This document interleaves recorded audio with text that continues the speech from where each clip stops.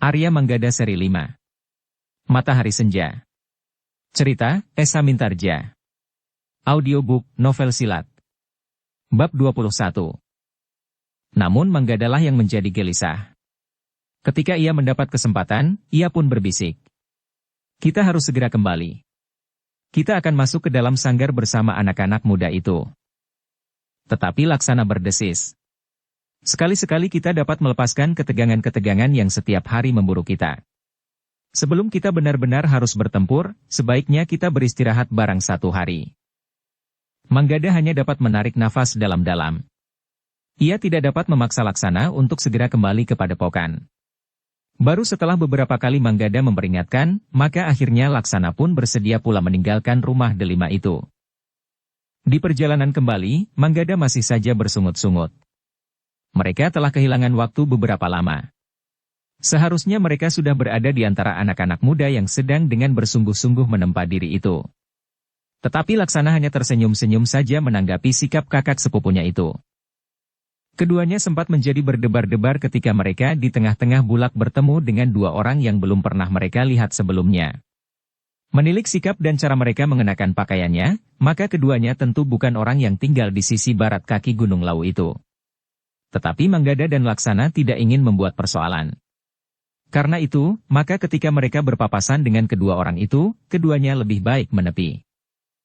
Kedua orang yang berpapasan dengan Manggada dan Laksana itu juga masih muda sebagaimana Manggada dan Laksana. Nampaknya keduanya merasa bahwa mereka adalah orang-orang yang pantas dihormati.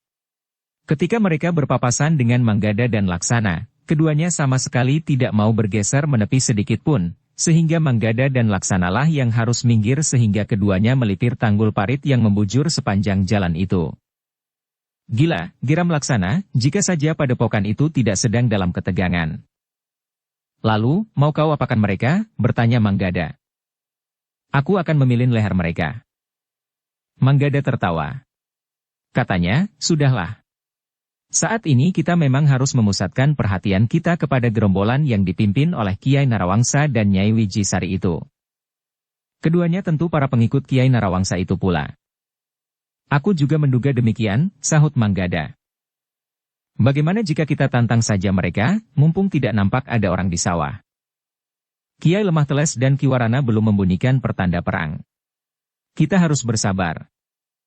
Apapun yang terjadi jika kita menantang kedua orang itu, tidak akan mempengaruhi persoalan yang tumbuh antara para pengikut Kiai Narawangsa dengan orang-orang padepokan. Biarlah segalanya tertimbun pada benturan yang tentu akan terjadi pada satu hari.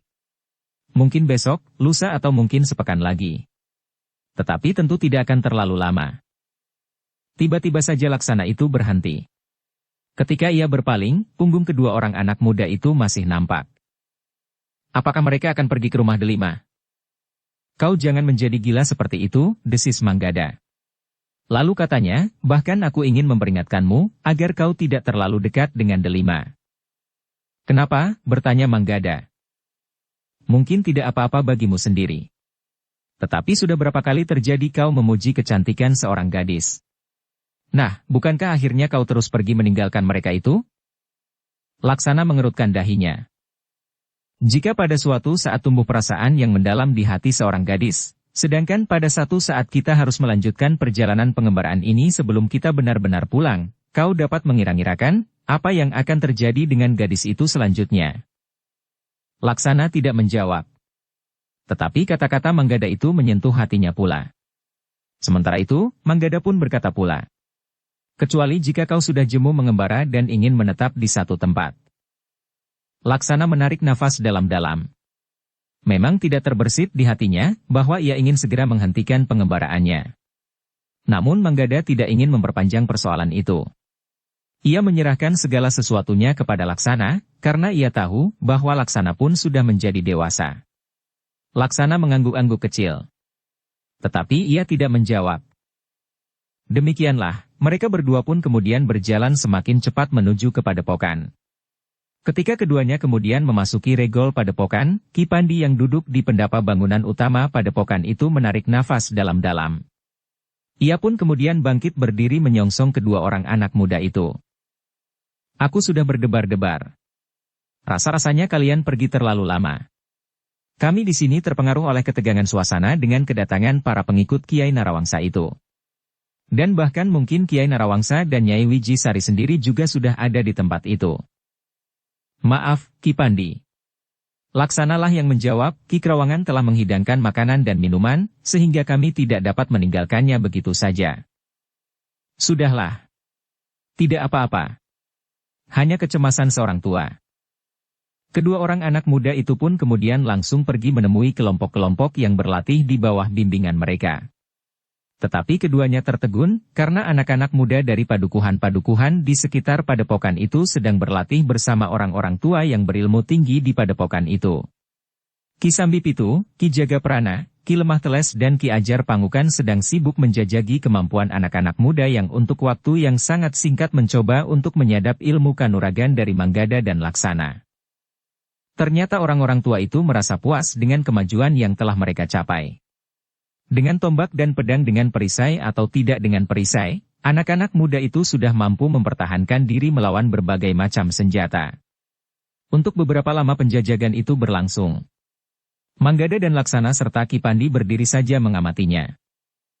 Sama sekali tidak mengecewakan, desis Ki Pandi, jika jiwa kalian tidak dibakar oleh kemudaan kalian, mungkin anak-anak itu masih belum mampu mencapai tataran sebagaimana sekarang ini. Mereka telah bekerja dengan sangat keras untuk dapat menyesuaikan diri dengan keinginan kalian. Manggada dan Laksana tidak menjawab. Manggada dan Laksana, berkata Ki Pandi kemudian, justru menjelang hari-hari yang gawat, yang tentu akan memaksa kita semua bekerja sangat-sangat keras, maka kalian harus mengurangi beban anak-anak itu. Biarlah mereka sempat beristirahat. Manggada dan Laksana mengangguk-angguk. Sementara Ki Pandi berkata selanjutnya, dari hari ke hari mereka nampak menjadi semakin kurus. Meskipun mereka tidak mengeluh, tetapi biarlah tubuh mereka menjadi semakin segar menjelang hari-hari yang mendebarkan itu. Baiklah, Ki Pandi, desis Manggada kemudian. Yang harus kalian pertahankan, adalah latihan-latihan ketahanan tubuh setiap mereka bangun pagi. Kemudian latihan-latihan olah senjata, setidak-tidaknya untuk mempertahankan tataran yang telah mereka capai. Kalian harus memberikan waktu beristirahat lebih banyak. Memberi kesempatan mereka untuk berbuat sesuatu sebagaimana anak-anak muda yang lain. Tidak semuanya dapat kalian ukur sebagaimana kalian sendiri. Baik, Ki Pandi, jawab Manggada dan Laksana. Dalam pada itu, maka orang-orang tua yang berilmu tinggi di padepokan itu menganggap bahwa tingkat kemampuan anak-anak muda yang belum lama berada di padepokan itu sudah cukup memadai diukur dari waktu yang mereka pergunakan untuk belajar dan berlatih. Apalagi yang memimpin mereka juga anak muda yang umurnya tidak terpaut banyak dengan mereka.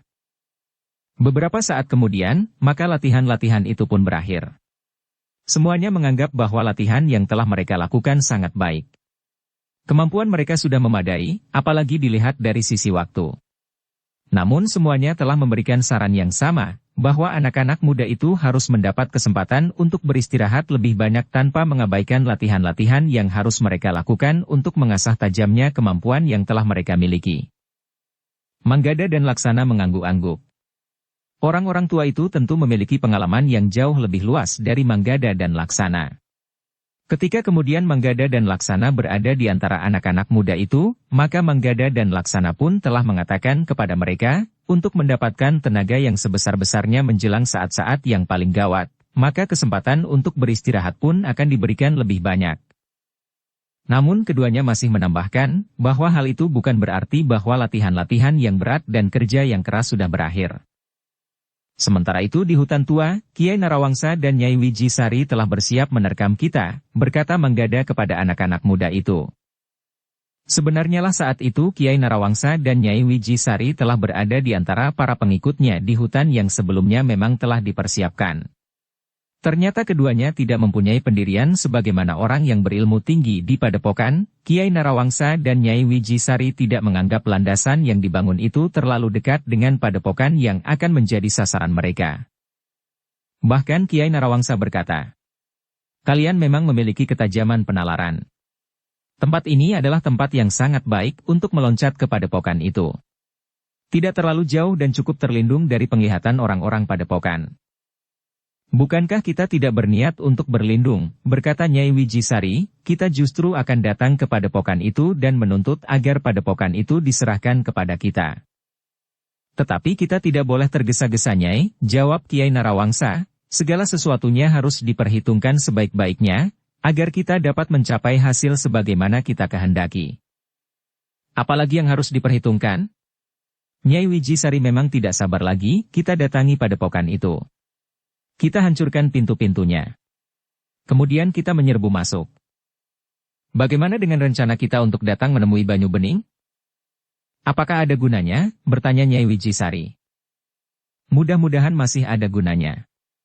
Jika Banyu Bening dapat mencegah pertempuran, maka ia akan mendapat kesempatan untuk hidup beberapa lama lagi. Apakah ukurannya waktu yang kau katakan tidak lama lagi itu? Bertanya Nyai Wijisari. Sampai kita menjadi jemu dan kemudian membunuhnya, jawab Narawangsa.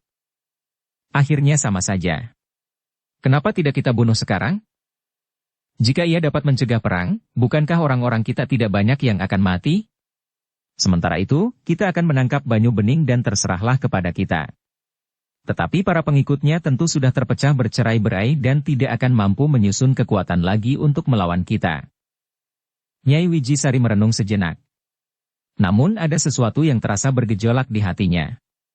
Nyai Wijisari sendiri tidak tahu, apakah yang mengekang perasaannya untuk datang menemui Kiai Banyu Bening dan berbicara dengan laki-laki itu. Bagi Nyai Wijisari, datang dengan pasukan dan bertempur, akan lebih baik daripada harus datang menemuinya dan berbicara dengannya. Aku muak melihat laki-laki itu, geram Nyai Wijisari. Tetapi kata-kata yang terlontar di sela-sela bibirnya itu tidak meyakinkan dirinya sendiri. Bahkan di dalam lubuk hatinya telah timbul pertanyaan. Apakah bukan karena sebab lain? Nyai Wijisari menggeretakkan giginya. Ia mencoba mengusir sentuhan-sentuhan perasaan yang dianggapnya sebagai satu kelemahan justru karena ia seorang perempuan. Bagaimanapun juga Kiai Banyu Bening adalah bekas suaminya dan yang pernah memberinya seorang anak. Tetapi anak itu meninggal, justru karena terbakar. Kiai Narawangsa melihat keraguan-raguan yang sangat di wajah Nyai Wijisari. Tetapi menurut tanggapan Kiai Narawangsa justru karena Wijisari itu sangat membenci suaminya. Ketika Nyai Wijisari itu masih menjadi istri Lembu Irit, ia sudah membencinya. Apalagi kemudian setelah anaknya terbunuh di dalam lidah api yang menyala menelan rumahnya. Terserah kepadamu, berkata Kiai Narawangsa, jika kau berkeberatan, maka aku akan menurut, mana yang kau anggap lebih baik. Jika aku berniat untuk datang menemuinya, itu karena kita pernah merencanakannya. Tidak. Aku tidak mau menemui laki-laki keparat itu, geram Nyai Wijisari. Hampir berteriak ia pun berkata, tidak. Aku muak. Muak sekali. Baik. Baik, berkata Kiai Narawangsa, kita akan langsung datang kepada padepokan itu dengan seluruh kekuatan kita. Kita akan membakar pintu-pintunya dan menerobos masuk ke dalamnya.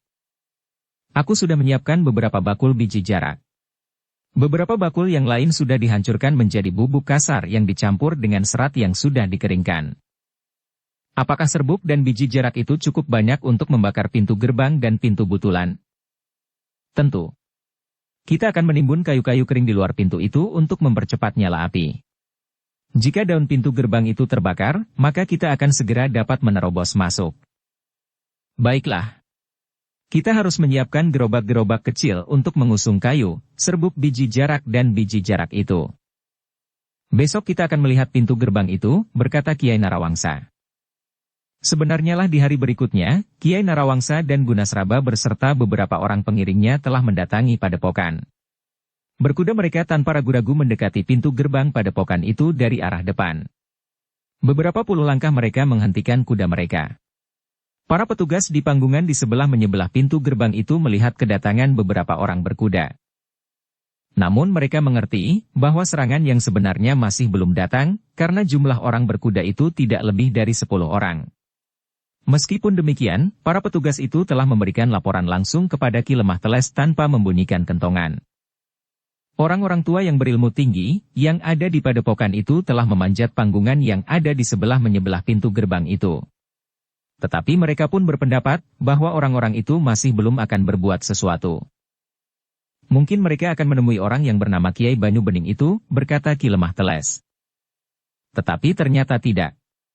Ternyata mereka tidak menyatakan maksudnya itu. Beberapa orang itu hanya berkeliaran hilir mudik di atas punggung kuda mereka sambil mengamat-amati pintu gerbang. Mereka sedang memperhitungkan kemungkinan untuk merusak pintu gerbang itu, desis Ki Ajar Pangukan. Ya. Tetapi mereka tidak dapat menghitung ketebalan daun pintu gerbang itu. Mereka juga tidak dapat menduga seberapa besarnya selarak pintu itu. Namun di luar, Kiai Narawangsa berkata, pintu itu dibuat dari kayu. Kita akan dapat membakarnya, berkata Gunasraba. Kau yakin biji jarakmu itu cukup untuk menyalakan pintu gerbang itu? Tentu Kakang, jawab Gunasraba, pintu gerbang itu akan menjadi abu. Dan kita akan dapat dengan leluasa masuk ke dalamnya. Kita bukan orang dungu yang mau membuang-buang waktu dan bahkan nyawa dengan memanggul balok kayu yang besar untuk menghantam dan merobohkan pintu gerbang itu. Selama kita hilir mudik mengambil ancang-ancang, maka anak panah orang-orang di atas panggungan itu sudah menghujani kita. Jika kita membakar pintu itu, bukankah mereka juga dapat membunuh kita dengan anak panahnya? Tetapi kita tidak memerlukan banyak orang. 4 orang menaburkan serbuk yang bercampur serat itu serta biji jarak sementara 5 atau 6 orang melindunginya dengan perisai. Sementara itu, orang-orang kita akan melontarkan serangan anak panah pula dari tempat kita ini untuk mengurangi tekanan mereka terhadap orang-orang kita yang sedang membakar pintu gerbang itu. Kiai Narawangsa mengangguk-angguk. Ia pun yakin bahwa rencana adiknya itu tentu akan dapat dilakukan. Biji jarak memang mengandung minyak yang dapat dipergunakan sebagai oncor di malam hari. Sementara itu, orang-orang yang berada di panggungan di sebelah menyebelah pintu gerbang itu memperhatikan orang-orang berkuda itu dengan saksama. Tetapi mereka tidak dapat mengerti apa yang akan mereka lakukan. Mereka hanya melihat orang-orang itu menunjuk ke arah pintu gerbang, ke arah panggungan di sebelah menyebelah pintu gerbang itu serta sekali-sekali memperhatikan keadaan di sekitarnya. Tetapi orang-orang itu tidak hanya memperhatikan pintu gerbang utama. Ternyata mereka juga memperhatikan pintu-pintu butulan. Kuda-kuda itu berlari-lari melingkari padepokan yang terhitung luas itu. Mereka sedang mencari cara yang paling baik untuk merusak pintu, berkata Ki Ajar Pangukan. Kita akan melayani, cara apa saja yang akan mereka pergunakan, desis Ki Sambipitu. Ki Lemah Teles dan Ki Warana memperhatikan orang-orang itu dengan saksama. Beberapa saat lamanya beberapa orang berkuda itu hilir mudik di sekitar padepokan. Namun akhirnya kuda-kuda itu berlari meninggalkan padepokan itu. Orang-orang tua yang berilmu tinggi, yang melihat beberapa orang berkuda itu pun menyadari bahwa Kiai Narawangsa dan Nyai Wijisari ternyata cukup berhati-hati. Mereka tidak langsung datang menyerang, tetapi mereka telah mencoba untuk melihat sasaran untuk membuat perhitungan yang lebih mantap. Seorang di antara mereka itu adalah Kiai Narawangsa sendiri, desis Ki Warana. Ya. Ki Ajar Pangukan mengangguk-angguk, menurut utusannya yang terdahulu, Kiai Narawangsa dan Nyai Wijisari adalah orang-orang yang berilmu sangat tinggi. Yang manakah di antara mereka yang kau maksud Ki Narawangsa itu? Bertanya Ki Lemah Teles. Yang bertubuh raksasa. Yang tidak mengenakan ikat kepalanya, tetapi hanya disangkutkan di lehernya sedang jika kita sempat melihat lebih dekat, maka kita akan melihat segores luka di wajahnya. Ki Lemah Teles mengangguk-angguk. Seorang di antara orang-orang berkuda itu adalah seorang yang bertubuh raksasa. Ikat kepalanya disangkutkan di bahunya, sementara itu rambutnya yang ikal dan panjang itu disanggulnya agak tinggi. Kiai Narawangsa ditilik dari wujud lahiriahnya memang sangat meyakinkan. Jika ia kemudian datang untuk menantang Kiai Banyu Bening, Kiai Narawangsa itu tentu memiliki keyakinan diri yang tinggi. Kehadiran orang-orang berkuda itu telah memperingatkan kepada Ki Lemah Teles, Ki Warana dan orang-orang tua yang berilmu tinggi, agar mereka menjadi lebih berhati-hati menghadapi lawan yang membuat perhitungan-perhitungan yang cermat. Ketika sekelompok orang berkuda itu telah hilang dari penglihatan mereka, maka Ki Warana dan orang-orang tua yang berilmu tinggi itu pun duduk di pendapa bangunan induk padepokan itu untuk berbincang tentang kemungkinan-kemungkinan yang dapat terjadi. Seorang cantrik yang bertugas di panggungan itu bertanya kepada kawannya, apa kira-kira yang akan mereka lakukan? Mereka tentu merencanakan untuk memecahkan pintu gerbang itu, jawab kawannya. Aku tahu. Tetapi bagaimana caranya? Kawannya membentak. Cantrik itu tertawa. Katanya, kenapa kau tiba-tiba menjadi uring-uringan? Kawannya menarik nafas dalam-dalam. Tetapi ia tidak bertanya-bertanya lagi. Di Pendapa, orang-orang berilmu tinggi itu juga menduga-duga. Cara apakah yang akan ditempuh oleh Kiai Narawangsa untuk membuka pintu gerbang padepokan itu? Tetapi yang mereka sebutkan adalah cara-cara yang sering dipergunakan untuk memecahkan pintu. Tidak seorang pun di antara mereka yang menduga bahwa Kiai Narawangsa akan memecahkan pintu gerbang itu dengan cara yang lain. Api. Sementara itu, di dalam hutan tempat Kiai Narawangsa dan Nyai Wijisari menunggu kesempatan, Gunasraba telah mempersiapkan segala-galanya.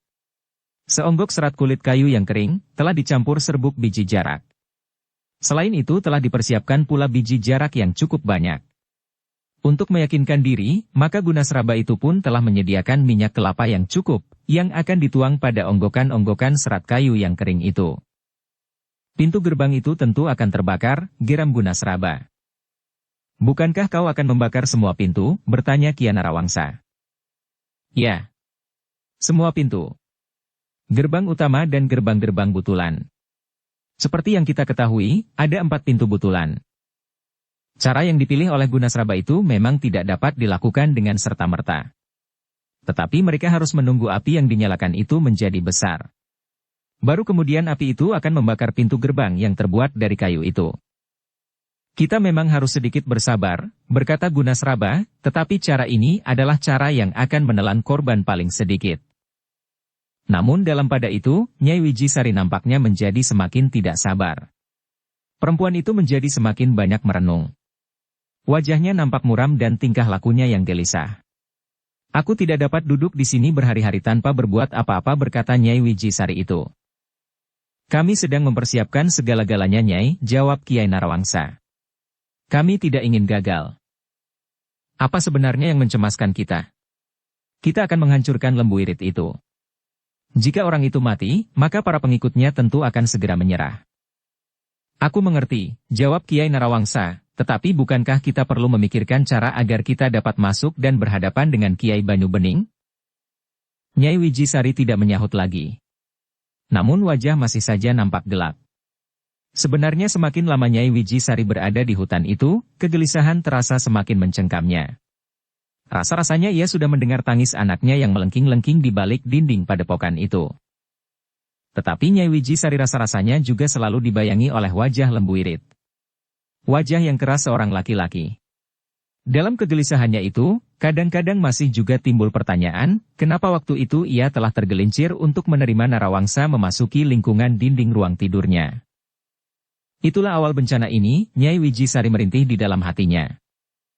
Tetapi hati Nyai Wijisari yang gelap itu tidak melihat jalan penyelesaian yang terbaik yang dapat ditempuhnya. Ketika kerinduannya kepada seorang anak memuncak, maka perempuan itu telah menyalurkan gejolak perasaannya itu dengan caranya yang keras dan kasar, sebagaimana cara hidup yang dijalaninya. Tetapi bukan aku yang ingin membunuh Lembu Irit, perasaan Nyai Wijisari melonjak, aku hanya ingin mengambil apa yang masih tersisa dari anakku. Tetapi Nyai Wijisari tidak dapat mengatakannya kepada Kiai Narawangsa. Jika hal itu dikatakannya, maka Kiai Narawangsa akan dapat menjadi salah paham. Sementara itu, Nyai Wijisari tidak ingin merusak hidup kekeluargaannya sekali lagi. Meskipun selama itu ia berada di jalan kehidupan yang gelap serta membina keluarga yang kelam pula, namun Nyai Wijisari itu ingin mempertahankannya. Dalam pada itu, segala persiapan pun telah dilakukan. Gunasraba telah yakin bahwa ia akan dapat membuka pintu gerbang itu dengan caranya. Parung Landung dan Paron Wajah telah diberinya berbagai macam petunjuk sehingga usaha membakar pintu gerbang itu tidak akan gagal. Bahkan air tidak akan dapat menolong pintu gerbang itu. Kiai Narawangsa yang telah mendapat laporan Gunasraba bahwa segala sesuatunya sudah siap, telah memberikan isyarat bahwa mereka akan segera menyerang padepokan itu. Besok sehari kita mempersiapkan segala-galanya. Besok lusa, di dini hari, kita akan mulai membakar pintu gerbang. Menurut perhitungan, saat matahari naik, pintu gerbang dan pintu-pintu butulan tentu sudah menjadi abu. Perintah itu pun segera menjalar ke setiap telinga. Mereka yang sudah merasa jemu berkeliaran di hutan itu justru menjadi gembira. Saat-saat berburu binatang sudah berakhir. Mereka kemudian akan berburu lawan di padepokan Kiai Banyu Bening. Kita sudah terlalu lama tidak membasahi senjata kita, berkata seorang yang berkepala botak, mudah-mudahan orang-orang padepokan itu tanggap untuk bermain bersama. Cantrik-cantrik padepokan pada umumnya juga memiliki kemampuan olah kanuragan. Justru itulah yang menarik, jawab orang botak itu. Keputusan Kiai Narawangsa itu sesaat membuat wajah Nyai Wijisari menjadi cerah. Pertempuran akan membuatnya lupa pada kegelisahannya. Perang tidak akan memberinya kesempatan merenungi dirinya sendiri. Tetapi malam-malam menjelang gerakan yang dilakukan oleh Kiai Narawangsa itu telah dilihat oleh Ki Ajar Pangukan dan Ki Pandi. Dengan sadar bahwa di antara orang-orang yang berada di hutan itu terdapat orang-orang berilmu tinggi, Ki Ajar Pangukan, Ki Pandi berusaha mengamati kesibukan mereka. Pada malam menjelang serangan yang akan dilakukan itu, Ki Ajar Pangukan dan Ki Pandi masih belum mengetahui cara apakah yang akan dipergunakan untuk menghancurkan pintu gerbang. Kiai Narawangsa dan Gunasraba cukup berhati-hati. Mereka mempersiapkan alat-alat dan bahan yang akan mereka pergunakan untuk membakar pintu gerbang itu di tengah-tengah lingkungan perkemahan mereka, sehingga Ki Ajar Pangukan dan Ki Pandi tidak dapat melihatnya. Namun yang mereka ketahui, bahwa serangan itu akan berlangsung sejak dini hari. Karena itu, maka kedua orang itu pun segera kembali ke padepokan untuk memberikan laporan kepada Ki Lemah Teles dan Ki Warana. Akhirnya saat yang mendebarkan itu pun datang. Hari terakhir yang disediakan untuk mempersiapkan segala-galanya telah dipergunakan dengan sebaik-baiknya oleh para pengikut Kiai Narawangsa dan Nyai Wijisari. Sehingga dengan demikian, maka segala persiapan tidak ada lagi yang tercecer. Dukung channel Novel Silat dengan subscribe, follow, like, komen dan share. Di malam terakhir itu, sebagian dari para pengikut sempat beristirahat sebaik-baiknya. Mereka sempat tidur nyenyak dan bahkan mendekur keras. Hanya beberapa orang yang bertugas sajalah yang sibuk mempersiapkan segala-galanya. Namun demikian, Kiai Narawangsa dan Nyai Wijisari berusaha untuk dapat memberi kesempatan kepada orang-orangnya untuk bergantian beristirahat. Namun lewat tengah malam, maka semua orang telah dibangunkan. Mereka harus mulai mempersiapkan diri sebaik-baiknya. Mereka harus mengamati senjata mereka masing-masing, agar senjata mereka tidak mengecewakan jika mereka sudah berada di medan pertempuran. Semua orang harus bersiap untuk melindungi diri sendiri dari hujan anak panah, berkata Kiai Narawangsa, yang tidak berperisai supaya bersiap sebaik-baiknya agar tidak mati sebelum memasuki pintu gerbang padepokan. Demikianlah. Setelah segala sesuatunya bersiap, maka sebuah iring-iringan yang cukup besar telah mulai bergerak menuju ke padepokan. Mereka juga sudah makan sekenyang-kenyangnya agar mereka tidak kehabisan tenaga di saat-saat mereka bertempur nanti di padepokan. Sementara itu, orang-orang yang ditugaskan khusus telah menyediakan makanan pula yang dapat dimakan kapan saja menurut kebutuhan. Di antara iring-iringan itu terdapat pula beberapa ekor kuda beban yang mengangkut bahan-bahan yang akan dipergunakan untuk membakar pintu padepokan. Pada saat yang demikian Gunasraba telah mempersiapkan diri sebaik-baiknya. Bersama beberapa orang yang telah terlatih dan berpengalaman, maka Gunasraba duduk di atas punggung kuda masing-masing. Beberapa orang di antaranya memegangi kendali kuda-kuda yang menjadi kuda beban. Pada saat yang ditentukan, maka beberapa orang berkuda itu pun dengan cepat telah berpacu menuju ke pintu gerbang utama dan yang lain ke pintu butulan sebagaimana yang pernah mereka amati sebelumnya. Semuanya berjalan dengan cepat. Para petugas yang berjaga-jaga di atas panggungan melihat beberapa ekor kuda muncul dari kegelapan. Kuda-kuda itu berlari kencang menuju ke padepokan. Bahkan ada di antaranya kuda-kuda yang tidak berpenumpang. Mula-mula para petugas itu mengira bahwa orang-orang yang datang berkuda itu, sebagaimana pernah mereka lakukan, hanya akan mengamati keadaan. Tetapi kuda-kuda itu berlari langsung mendekati pintu gerbang utama. Yang lain memencar menuju ke pintu-pintu gerbang butulan. Para petugas yang sedang berjaga-jaga itu terlambat mengambil sikap. Ketika beberapa orang menyadari keadaan itu, mereka berusaha untuk mencegahnya dengan anak panah. Tetapi para petugas itu memang terlambat memberikan tanggapan terhadap langkah-langkah yang tidak terduga itu. Orang-orang berkuda itu pun segera telah berada di pintu-pintu gerbang. Anak panah yang diluncurkan dari panggungan di belakang dinding memang agak sulit untuk mencapai orang-orang yang berdiri melekat pintu gerbang yang di alasnya terdapat atap ijuk. Karena itu, maka dua orang di antara mereka pun segera berlari-lari turun untuk memberikan laporan kepada Kiai Lemah Teles yang berada di pendapa bersama Ki Warana. Kita benar-benar sudah mulai, berkata Ki Lemah Teles. Aku akan melihat apa yang terjadi, Ki Lemah Teles, berkata Ki Warana. Aku juga akan pergi. Perintahkan memberitahukan kepada orang-orang yang malas itu. Ki Warana dan Ki Lemah Teles pun segera berlari-lari ke panggungan. Sementara itu, Ki Warana telah memerintahkan seorang cantrik untuk memberitahukan kepada orang-orang tua yang berilmu tinggi yang sedang berada di belakang. Bongkok Buruk dan Ki Ajar Pangukan tidak mengigau dengan ceritanya tentang serangan yang akan dilakukan menjelang fajar hari ini, berkata Ki Lemah Teles sambil berlari-lari ke panggungan. Demikian Ki Lemah Teles dan Ki Warana naik ke panggungan di sisi kanan pintu gerbang, maka ia pun segera menyadari apa yang akan terjadi. Meskipun tidak begitu jelas, tetapi pengalaman dan pengetahuan Ki Lemah Teles yang luas segera mengetahui bahwa orang-orang itu akan membakar pintu gerbang. Sebenarnya lah Gunasraba telah meletakkan beberapa onggok serat kering di bawah pintu gerbang. Serat kering yang sudah berbaur dengan serbuk biji jarak. Kemudian untuk meyakinkan bahwa api akan berkobar, dituang pula 2 bumbung minyak kelapa. Kemudian beberapa kambil biji jarak ditaburkan pula di atasnya. Beberapa saat kemudian, maka Gunasraba pun segera mempersiapkan api dengan batu titikan dan dimik-dimik belerang. Demikian matangnya persiapan yang dilakukan, sehingga segalanya itu terjadi demikian cepatnya.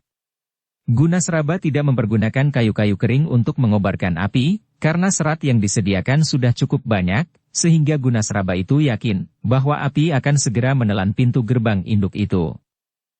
Sebenarnya serat-serat yang kering itu dengan cepat terbakar. Serbuk biji jarak yang mengandung minyak itu pun cepat membuat api semakin besar. Demikian pula minyak kelapa yang dituang serta beberapa kampil biji jarak. Untuk beberapa saat lamanya, Gunasraba memang masih harus melindungi apinya yang sedang membesar. Dalam pada itu, maka di dalam dinding padepokan telah terdengar isyarat untuk bersiap menghadapi segala kemungkinan. Suara kentongan-kentongan kecil telah melontarkan perintah kepada setiap orang yang ada di dalam dinding padepokan. Gunasraba yang mendengar suara kentongan itu sempat mengumpat. Ternyata orang-orang padepokan itu tidak menjadi gugup dan bingung. Suara kentongan-kentongan kecil, itu tidak membayangkan kegelisahan. 3 atau 4 kentongan yang mengisyaratkan perintah itu memperdengarkan iramanya yang mapan. Orang-orang padepokan itu memang tidak menjadi bingung. Sebelumnya mereka sudah mendapat perintah untuk berada dalam kesiagaan tertinggi. Tetapi yang terjadi memang lebih cepat dari yang mereka duga. Mereka memperhitungkan bahwa serangan itu akan datang bersamaan dengan terbitnya matahari. Tetapi ternyata di dini hari kentongan itu sudah harus memberikan isyarat agar mereka bersiap. Ternyata kentongan itu berbunyi di saat mereka sedang makan. Karena itu, maka mereka pun segera menelan nasi yang masih belum sempat mereka makan. Sedikit terhambat di kerongkongan, sehingga mereka harus minum lebih banyak. Beberapa saat kemudian para cantrik itu pun berlari-larian naik ke panggungan. Sementara yang lain, bersiap-siap di tempat yang sudah ditentukan bagi setiap kelompok. Tetapi terdengar perintah yang lain dari beberapa orang yang berada di belakang pintu gerbang. Air. Air. Para cantrik yang berada di sekitar pintu gerbang utama dan pintu gerbang mereka. Karena itu, maka mereka pun segera berlari-lari mencari air dengan bumbung-bumbung panjang yang sering dipergunakan untuk mengusung air mengisi gentong dan tempayan di dapur, atau dengan kelenting. Tetapi bumbung-bumbung yang tersedia tidak cukup banyak untuk mengatasi api yang menyala semakin besar. Pintu gerbang utama dan butulan yang terbuat dari kayu itu sudah mulai terbakar. Bahkan gawang pintunya juga sudah mulai menyala. Sementara itu, ijuk pada atap pintu gerbang itu pun akan sangat mudah terbakar pula. Para pemimpin padepokan itu memang tidak mengira bahwa Kiai Narawangsa akan mempergunakan cara yang tidak banyak dipergunakan orang untuk memecahkan pintu gerbang utama dari sebuah sasaran. Kiai Narawangsa tidak memecahkan pintu gerbang dengan sebuah balok kayu yang panjang dan besar yang diusung oleh banyak orang. Tidak pula mempergunakan tali-tali yang kuat yang ditarik oleh beberapa ekor kuda. Tetapi Kiai Narawangsa telah mempergunakan api. Bukan untuk memecahkan pintu, tetapi membakar pintu itu sehingga menjadi abu. Ternyata air memang tidak banyak menolong. Apalagi air itu tidak cukup banyak dibanding dengan nyala api yang membesar. Tidak cukup banyak bumbung-bumbung besar yang dibuat dari bambu petung yang dapat dipergunakan untuk mengangkut air. Karena itu, maka Ki Lemah Teles akhirnya memerintahkan para cantrik untuk menghentikan usaha mereka memadamkan api. Tetapi para cantrik harus segera bersiap dalam kesiagaan kedua. Mereka harus bersiap untuk bertahan di belakang pintu gerbang yang sudah dapat dipastikan akan terbuka. Ki Pandi dan Ki Ajar Pangukan yang berdiri di panggungan sebelah kiri itu pun menyaksikan api yang menyala itu dengan termangu-mangu. Namun tiba-tiba saja Ki Pandi itu berkata kepada seorang cantrik. "Siapkan tali, kalian punya tampar ijuk?" "Ada Kiai," jawab seseorang cantrik, "sisa tampar ijuk yang kemarin dipergunakan untuk memperbaiki tali-tali ijuk panggungan ini." "Masih ada berapa gulung?" "Masih ada beberapa gulung Kiai." Ki Pandi pun kemudian berkata kepada Ki Ajar Pangukan. "Ki Ajar, marilah kita bermain-main dengan orang-orang yang sedang membakar pintu gerbang itu." Ki Ajar Pangukan pun segera tanggap. Karena itu, maka ia pun segera menyahut. "Marilah. Ajak kedua cucumu itu." Manggada dan Laksana yang ada di panggungan itu pula segera menyahut. "Marilah, Ki Ajar. Kami akan ikut bersama Ki Ajar." Demikianlah. Maka dengan cepat mereka telah mengurai tampar ijuk itu dan menjulurkannya keluar dinding. Di sisi lain, di atas panggungan Ki Lemah Teles melihat Ki Pandi menjulurkan tali ijuk. Tidak hanya sehelai, tetapi beberapa helai. Ki Lemah Teles segera mengetahui apa yang akan dilakukan. Sementara itu Ki Sambipitu dan Ki Jagaprana juga sudah naik ke panggungan itu pula. Tanpa menunggu, maka Ki Jagaprana dan Ki Sambipitu pun segera bersiap.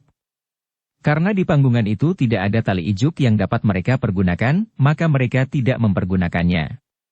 Orang-orang berilmu tinggi itu kemudian meloncat begitu saja dari atas dinding padepokan seperti seekor kucing. Sementara itu, Ki Pandi dan Ki Ajar Pangukan telah turun dengan mempergunakan tali ijuk. "Kenapa orang-orang itu mempersulit diri dengan tali-tali ijuk?" desis Ki Sambipitu. "Sebenarnya tali-tali itu tidak untuk mereka," jawab Ki Jagaprana.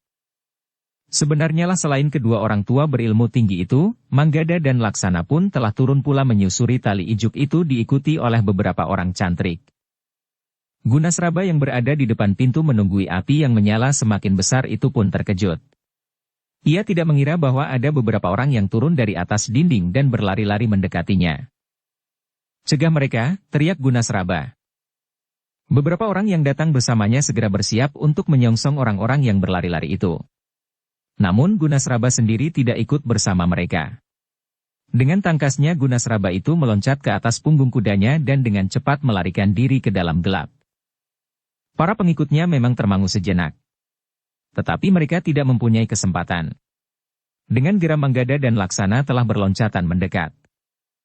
Tetapi Ki Pandi tidak segera menyerang mereka. Dengan lantang ia pun berkata, "Menyerahlah. Kalian tidak mempunyai pilihan lain." Orang-orang yang datang bersama Gunasraba itu tidak menghiraukan. Jumlah orang yang turun dengan tali itu tidak banyak. Karena itu, maka mereka merasa mampu untuk bertahan sambil menunggu kawan-kawan mereka yang akan segera datang untuk menolong. Mereka meyakini bahwa Ki Gunasraba sedang menghubungi Kiai Narawangsa untuk mendapatkan bantuan. Karena itu, justru orang-orang itulah yang telah mendahului menyerang mereka yang turun dari dinding padepokan. Bersambung ke bab 22. Dukung kami dengan subscribe, follow, like, komen dan share. Terima kasih.